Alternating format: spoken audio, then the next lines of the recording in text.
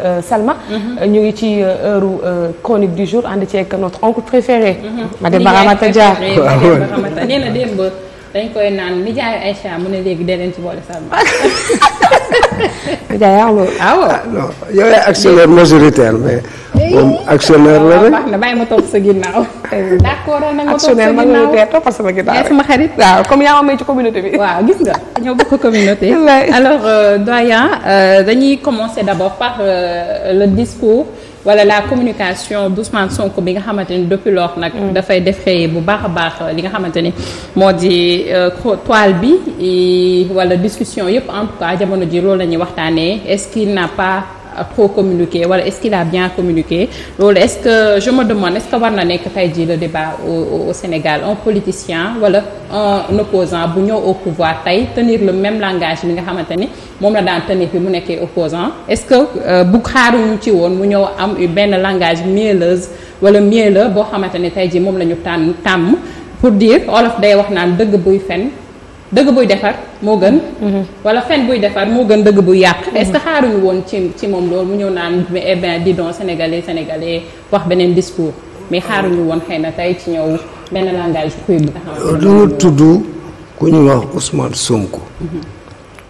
Ousmane Sonko boo ko tuddee day am lu bari lu muy wone day wone ne moom nit koo xam ne la mu nekk ci opposition bi comme mu nekk ci pouvoir bi. moom mooy def actualité li xale yi di wax mooy jël buzz bi sorti yoon bu nekk aussi nit ñi dañ koy surveiller nit ñi dañ ciy bàyyi xel léegi ban contexte la doon waxee Ousmane Sonko dafa dajaloon premier ministre dafa dajale ay ñoñam ay militants am la doon waxtaanal ci biir waxtaan ñu ne évoqué na fi ay sujets yu bari am na sax yu am solo yu mu fa comme vacances agricoles woon nit ñi pour ministre bu nekk au lieu ñuy dem vacances ñu dem fa seen dëkk fa ñu bokk fa ñu fekk baax ñu ànd ak xale yi ñu parce que bu la ci kenn naa l'agriculture c'est le moteur du développement. wax na fi aussi ay crimes de sang yi yu mel ni concerné Didier Badji ak Fulbert. donc yooyu yëpp nañ dinañ ci revenir. wax na fi aussi am na benn affaire bu am solo bu mu wax mais nit ñi bàyyiwuñ ci xel. mooy il a affirmé qu'il y aura une baisse des denrées de première nécessité dans 15 jours te gisoo fenn fu ñu ko wax donc ça veut dire wax ji amoon na solo mais léegi nag coup de communication la doon def parce que boo xoolee fan yëpp que ça soit le PASTEF que ça soit le gouvernement ils étaient en mauvaise passe dans la communication dans la bataille d'opinion ak de communication ñu def coup de balai pour requinquer les militants bi ñu jëlee ci coup de balai bi léegi mu des coup de com bi il appartenait ki ñu yaakaar ne moo ëpp dayoo ci wàllu boobu yàlla may ko charisme parce que leader il faut nga am ñaari mbir au moins ce qu'on appelle la légitimité charismatique mooy saf nit ñi beneen bi mooy la légitimité populaire am mbooloo mi bu fekkee na nga am la légitimité historique am jaar-jaar boo xam ne dafay indi ki day gën a neex léegi nag kon Ousmane Sonko était là pour remobiliser le troupe pour xamal xale yi ne yéen vous la jeunesse c'est vous qui devez porter le combat du projet et puis ci yéen laa yaakaar nangoo leen liggéey malheureusement nag vraiment ba benn instant mu dugg ci benn gamme boo xam ne dans la gamme de ce que j'appelle des menaces ci la waxee avoir un organe de presse menacer des gens il y a des moyens que rien qui assument leur vol etc wax désormais il ne sera plus toléré pour aucun journaliste etc lii dootul am ainsi de suite mais ku ñemee ëllëg bindaatal li ma bindoon loolu dérangé na ñu bari boo gisee sax riposte bi ku nekk jóg na dal ci kaw même ñi nga xam ne sax concerné wu leen directement mooy la société civile aussi ŋàññ nañ ko fan yële boo seetloo Alioune Tine moo njëkk a génn wax ne c'est un gouvernement pastefien donc ça veut dire que il y a problème à ce niveau léegi moom dédoublement bi mooy problème benn nit la mais ñaari fonction la yor il est premier ministre et président aussi du parti Pastef te Pastef li ñu ko gën a bëggee mooy réaction yooyu mu daan def ak attaques yi mu doon def donc c'est l'homme dafa am nu mu mulewu léegi nag problème mooy il faut qu'il fasse dédoublement bi il faut mu dindi ko def dichotomie réelle quand il est en position j'ai bien aimé la formule de kii nu mu tuddati de Birahim Seck mu ne ko vous n'êtes plus dans l'opposition vous êtes dans une position mooy lan la position qu'il occupe maintenant c'est PM léegi quel doit être son rôle faire en sorte que le Sénégalais vive mieux lu mu mënti teg ak yooyu donc buy attaquer la presse wala mu koy kii ça da koy gën a yaa mais doyen qu'est-ce que vous appelez ak attaquer la presse dire au patron de presse de payer les impôts dire au patron de presse wala la presse en général ñu delluwaat ci règle éthique ak déontologie c'est ce que vous appelez menacer. xam nga wax dafa war a rafet. li muy wax dëgg la sax parce que ñun ñëpp kenn d'accord ci. patron de presse dañu war a fay. jaay ko du carte caabi mi ngi fay maire bi jaay fondé di fay taxe. ñoom dañu war a fay c'est très normal. léegi nag ni nga koy waxee mooy indi problème parce que boo il n'y a que des moyens que rien maanaam ay nitu sagar lañu. xam nga boo ko waxee ça dérange. wax dafay rafet léegi nag ñun ñëpp soxna si. man je le dis vendredi ici xaw ma ndax dégg nga ma xam nee naa gars yi dañu war a fay loolu mooy yoon. patron de presse am entreprise da nga war a fay taxe loolu mooy dëgg. léegi nag problème xam nga la nekk. dañ ne redressement fiscal. redressement mooy lan ci olof mooy jooyanti. jooyanti mooy jubbanti mooy lu dëng lañ koy def donc ça veut dire ni ñu waroon doxale ñoom doxale wuñ ko. parce que boo toogee ay at yu bari fayoo impôt wala li nga waroon déclarer wu buñ la redresser yaa nekkul ci dëgg. loolu dafa mais doyen est-ce que tey léegi nag rôle état. mooy consolider les entreprises de presse ensuite consolider le sort des travailleurs. il faut état bi aussi bàyyi xel ci ñi nga xam ne dañu liggéey parce que kii bi dafa énorme différence bi dafa énorme il y a un patronat qui danse et la masse pleure. Ouais. Et moi j'ai l'impression que il faut précarité boobu. ñu gérer ko. fexe bay dugg ci entreprise de presse di xool li fa xew. et man j'ai l'impression que ñun jeunes reporters yi. ñun travailleurs yi ñun sax la jël suñu défense. parce que nag tey patron de presse yi ñu ngi ci seen doncacité. nekk ci seen ay kër yu bakkane di dawal seen ay oto waaye tey ji ñun suñu paree clando la ñuy laal de. wala yango la ñuy commandé wala taxi la ñuy jël. est-ce que du tey jii pour leur dire que suñu salaire non seulement tuuti na waaye yéen a ngi jël ci suñu salaire googu suñu ay impôt te bu ngeen ko jëlee ba pare du ko seen poche dem non say état la na réguler entreprise yi mu consolider leen en même temps aussi muy bàyyi xel ci li fay xew parce que mënuñu nekk ci ab état ku nekk di def lu la neex convention collective baa ngi nii ñan ñoo ko fiy respecté bariwul donc yooyu yëpp donc parce que man travailleur bi aussi moo c'est important ñu mettre ko dans de bonnes conditions de performance pour mu éviter yenn dérives yi ensuite mu éviter aussi entrer dans le cercle de la corruption. parce que nit ki aussi bu dafa war a dund boo ko joxul li nga ko war a jox bu gisee benn bunt mën na ko exploiter ça peut être dangereux. léegi li ma jàpp mooy discours bi wax ji am na solo mais menaces yi daal loolu la ñuy kii. mais est-ce que c'est pas le style Ousmane Sonko est-ce que du loolu. léegi nag est-ce que du loolu la bëggoon en quelque sorte. loolu mooy problème parce que Sonko fi toogoon di caresser da wax du neex. ba suba kenn du ko waxtaanee. loolu mooy problème xam nga Ousmane Sonko il n'est plus. dans l'opposition. Oui. il est maintenant au pouvoir. le pouvoir c'est le dire bañ ñu muy wax parce que dafa war a wax parce que le PM c'est un poste politique. mais bien sûr. il faut muy dégager la politique de l'État. et di communiquer sur ça et puis di bañ parce que sunum réew aussi. politique bataille d'opinion la ak bataille de communication. donc du ko bàyyi ak ñoom. mais l'essentiel mu bañ a frustrer nit ñi bon il a parlé aussi même des magistrats. mais nous allons balayer les magistrats corrompus. mais balayer avec quel balai ensuite boo nee nous allons balayer là tu vas mettre aussi d'autres donc ça veut dire que ça pose un problème parce que on peut s'interroger si la justice n'est pas toujours aux ordres de l'exécutif. boo leen balayer kat aja ñoo dugal c'est nit donc ça veut dire est-ce que la justice ne sera pas encore toujours sous les ordres de l'exécutif yooyu daal lañ ci am ay ratage ce que j'appelle coup de com'. Donc il fallait continuer juste sur l'expression li fi nekkoon dootu fi amati. waaw comme ça ñëpp xam ne xam nga il te parle aussi d'un rapport qui est sur la table le rapport du Prodac. Mais affaire boobu dañ ko vider est-ce que on va réouvrir le dossier. bu dee loolu am na aussi donc suñu xel aussi day tey. donc ça veut dire dossier bu nekk on peut mettre le coude ou ne pas mettre le coude. donc ça veut dire tout ça c'est ak rapport yi so ay annoncé ay kii nu mu tuddati 60 audits jaru ko. def nga ay président Diomaye nee na ñu publier rapport yi ma nga ca table procureur. lu ko procureur lijjanti. moom mu lijjanti yeneen l'essentiel daal il n'est plus opposant il est au pouvoir. Le discours du doon benn. bien vrai nag nit ñi ci loolu lañ ko bëggee.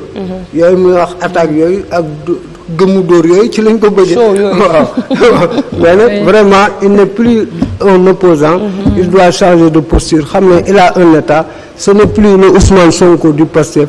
mais c'est le Ousmane Sonko de 18 millions 5 de Sénégal. oui en tout cas li nekkoon force am wax nga ko léegi mooy cette proximité qu'il avait avec la jeunesse wala le peuple sénégalais. am na ku ma ne woon dafa namoon phrase boobu mu naan cette jeunesse particulièrement singulière yooyu noonu donc aussi ñun ñi nga xamante ni ñoo di journaliste citoyen doon nañ toog ci plateau bi doon wax que gouvernement bi dafa am problème de communication fu mu toll affaire yi yéex na est-ce que tamit sortie bi andiwul réponse ci nombreuses questions yi malheureusement c'est une sortie qui a été une sortie à polémique qui a été contre-productive plutôt parce que l'essentiel des choses intéressantes a été occulté. Malheureusement. Parce que l'individu bu la ci kenn nax ne conserve que ce qui l'intéresse la presse a conservé ce qui l'intéresse mooy il se sent attaqué. waaye nag bu fàttalee doyen fàttewuñu ko de gis nga li mu wax ne dund bi dina wàññeeku fii ak 15 jours. waaw fii ak 15 jours nga gis ay journaux taxaw di ko rappelé ne ko yaa ko waxoon te pourtant ba mu ko waxee kenn waxu ko. waaw léegi au-delà de ça aussi il faudrait qu'on ñu am tuuti retenue parce que ay leaders lañu. te yàlla daf la ñu jiite ay nit jiite ay Sénégal donc il faut qu'on mesure toujours li ñuy wax pour bañ a dugg ci yenn dérives yi parce que day indi il n'a pas besoin d'ouvrir tellement de fronts dafa am nag ñu mel noonu comme Ablaye Wade il aime les fronts si tu ne les en crées pas il en crée lui aussi il aime les fronts si tu ne les en crées pas il en crée mais nag reconnaissons une chose l'homme est un phénomène waaw mooy li soxna Aïda Mbodj daan faral di wax el phénomène la ko doon wax man tu es un phénomène parce que c'est pas facile d'être toujours dans les cœurs que ça mais et puis saa yoo génnee aussi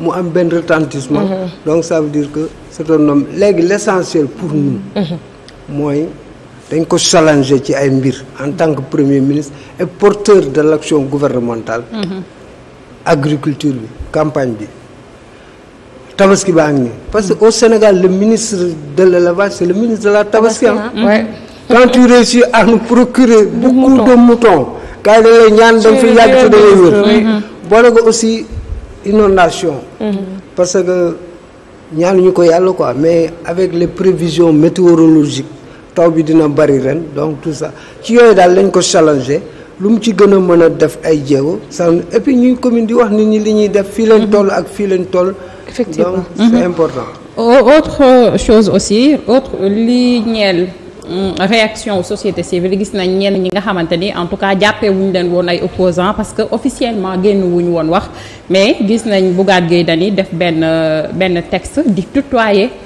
Ousmane Sonko parce que waxu ko vous tu la ko wax dem ba si jeexital ga ne ko saawaay Anta Babacar aussi moom tamit am ay kàddu yu mu yëkki jëmale ko ci moom texte yooyu nag ko jàngatee mënoon na leen bañ a tudd sax parce que yow tu as une chance tu as une opposition qui dort man du ma la yee dama lay bàyyi nga kon ne say nelaw ñu ngi doon nelaw quel est l'intérêt à les réveiller dañ doon nelaw opposition bi dañ doon nelaw depuis 2 mois may la état de grâce nga mel ni ne da bëgguma état de grâce. est-ce que du amuñu woon lu ñu wax.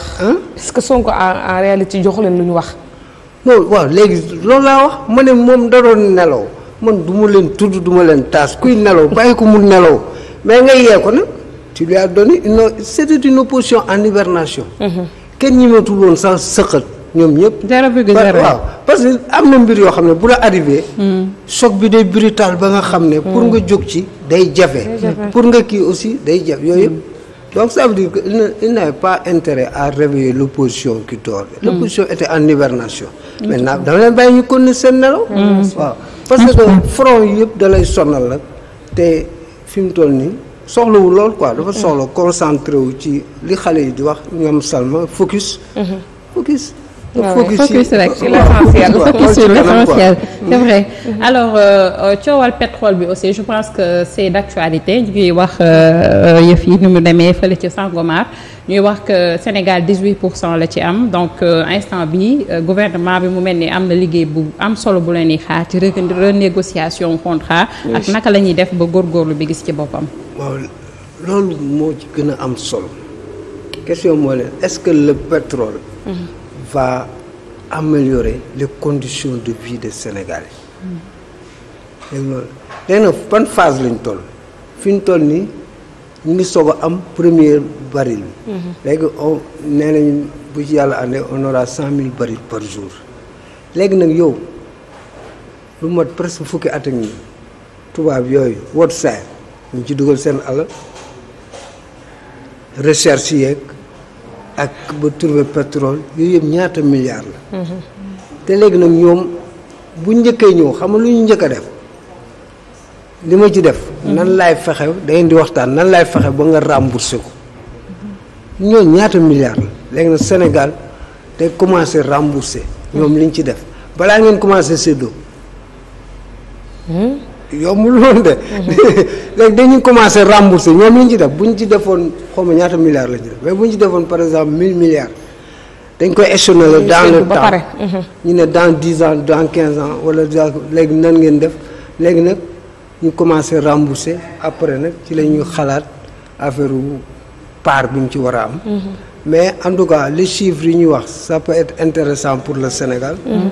waaw bu ñu yàlla dimbalee daal mën na amal njëriñ et puis mooy 18% yi waaw ça peut être aussi pour des générations sans compter aussi société boobu dafay fay taxe société bu implanté ci sa réew website boobu léegi dañuy fay taxe waaw dañuy fay donc c'est intéressant l'essentiel mais amul même bu fekkente ne mais nañ ba fay problème bi xam fan lay nekk lan moo nekkoon ci contrat yi comment faire pour renégocier ça est-ce que ñoom rupture yan terme la accord yi am en cas de rupture unilatérale yaa ñu fàttalu Ablaye Wade bi mu defee rupture ak société canadienne boobu ci affaire kii bi nous le Sénégal a remboursé 40 milliards te loolu affaire waxuma na affaire pétrole donc ça veut dire que c'est pas gagné d'avance te dafa am les normes internationales les accords internationaux bilatéraux yooyu yëpp donc il faudra daal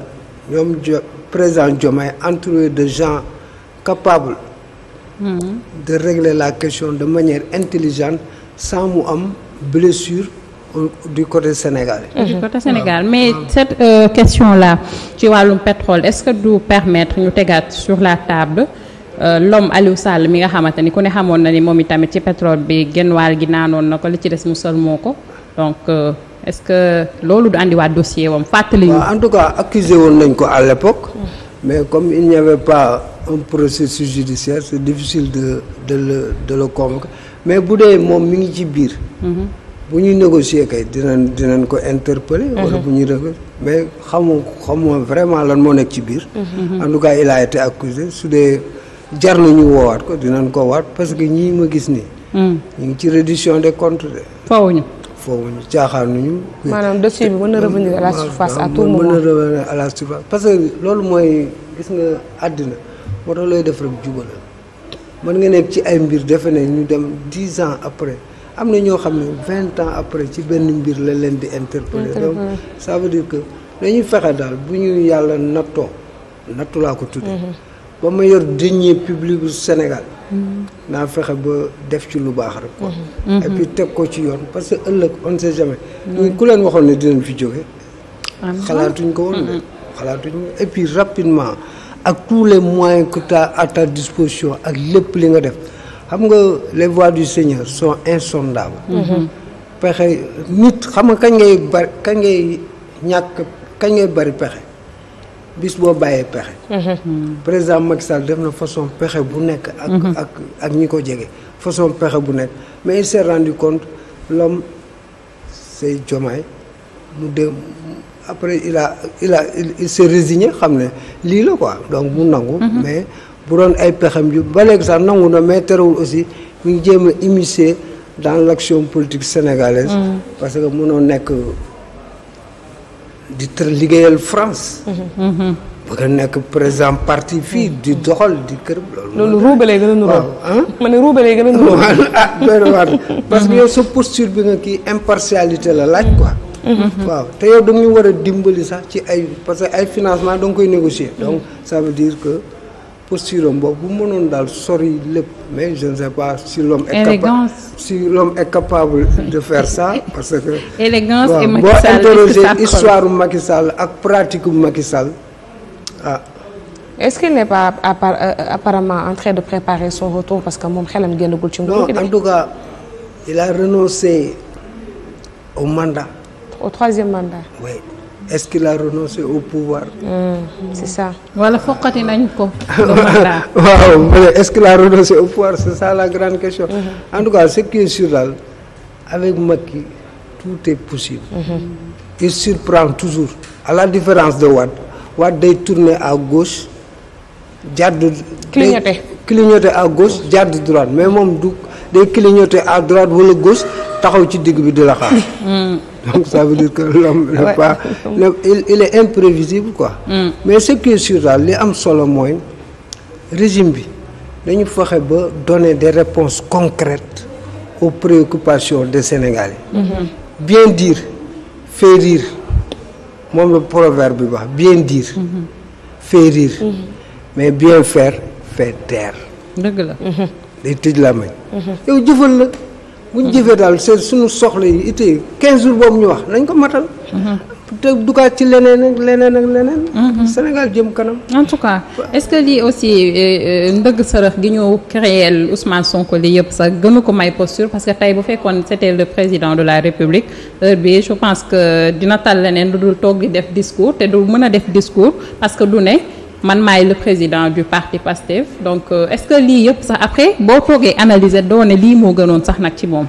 waaw parce que. ñoom may nañ ko jot may nañ ko seen charte lu mu prévoiroon. président de la République du am ay fonctions. donc s'il était le président de la République il ne serait pas dans le parti. te neexul ba neexul. te du n'importe moom la xale yi jox bopp. te du n'importe moom la ñuy topp gisoo kii wax na ko sax ngañ Demba Touré rek yow la ñuy topp. waaw. yàlla moo dogal loolu gars yi moom la ñuy topp quoi. léegi moom tamit nay xool yenn saa yi rek ni muy wax ak yooyu quoi. bu ko mënee defar dina baax. am na yenn ci ay analystes yoo xamante ne ni nee nañu ko Ousmane Sonko à vrai dire il prépare son 2029 parce que dafay ratisser large ci jeunes yi pour bañ a mën a perdre cette jeunesse là bi nga xam ne ñoo ko war a accompagner pour son prochain. combat loolu noo ko gisee. dina teel nag pour ñu wax loolu. vraiment. waaw dina teel trop parce que nous sommes qu'à 2 mois. waaw vraiment. boo ko déggee dama choqué nañ ko bàyyi rek. moom président Diomaye daal. ñu ñaan yàlla diggante bi gën a ratax. fi ñu bëgg a jëmale réew mi ñu jëmale ko foofu. et puis dafay nekk lu bénéfique pour le Sénégal aussi. ay njiit parce que bu la ci koy nax premier ministre c'est un poste politique. il faut mu politique. mënul ñàkk. te yàlla dogal na aussi moo yor parti bi. xale yi jox ko bopp. réew mi jox ko bopp mais loolu mënul nekk il faut mu récolter dividende yooyu. léegi nag préparer wu mais certainement. effectivement ñoom nee nañ ne vision 2050 la ñu am. kon ñoom pareeguñu ci ngóor gi. am nañu ko doon wax de. waaye waaw mais gis nga xale yi dañoo débar xale yi lay tàcc ñoo lay yuuxu ëllëg. waaw waxoon nañu 50 ans libéraux yi 35 ans 2035. 2012 la xale yi yëlëb leen. mu ngi noonu en tout cas Salma ñu ngi lay jaajëfal doyen ñu ngi lay jaajëfal c'est toujours un plaisir di jàkkaarloo yow si matinal bi. waaw moi aussi damay bëgg lool di leen di toll yéen ñi bëgg a nangu nag. doyen la def kii. yéen ñi bëgg nangu doyen du jàll de yeneen télé dañ ko bëgg di nangu. instant ñu koy xaw di woo noonu. yeneen doyen Louise bu ndeykaane bàyyi suñu doyen suñu bos la. gis naa muy waaye maa ngi lay gis naa sama message. merci beaucoup ma lay message naa la bu la fàttali ni ci kër gi rek yow. waaw laa bokk na. alors doyen ñu ngi lay jaajëfal bu baax waaw mais bien sûr yow si deretu Walfadjri rek nga nekk say moo di sa yaram. vraiment alors merci Mademba Ramata Dia comme chaque mercredi toujours pertinent toujours égal à lui-même. nijaay Salma sama nijaay.